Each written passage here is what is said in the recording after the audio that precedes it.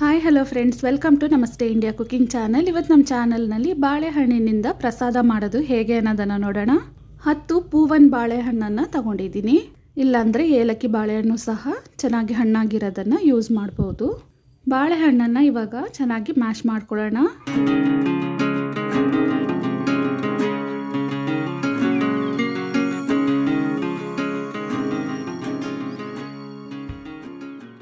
ನಾಲ್ಕರಿಂದ 5 table spoon ಫುಲ್ಲಾಗಿ ನಾಟಿ ಸಕ್ಕರೆ ಅಂದರೆ ಅನ್ಪಾಲಿಶ್ಡ್ ಶುಗರನ್ನು ಹಾಕ್ತಾ ಇದ್ದೀನಿ. ಇದ್ರ ಬದಲು ಬೆಲ್ಲದ ಪುಡಿಯನ್ನು ಸಹ ಹಾಕೊಬಹುದು.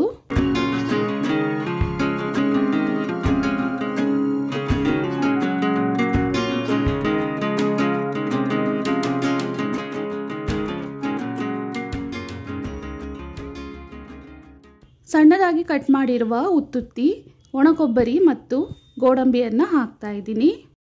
2 ಸ್ಪೂನ್ ದಪ್ಪ ಅವಲಕ್ಕಿಯನ್ನು ತೊಳೆದು ಹಾಕ್ತಾ ಇದ್ದೀನಿ.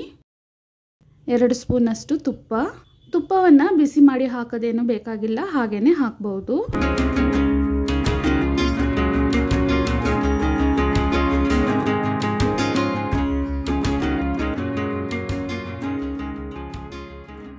ಕೊನೆಯದಾಗಿ 1/4 ಸ್ಪೂನ್ಗಿಂತ ಕಡಿಮೆ ಏಲಕ್ಕಿ ಪುಡಿಯನ್ನು ಹಾಕ್ತಾ ಇದ್ದೀನಿ.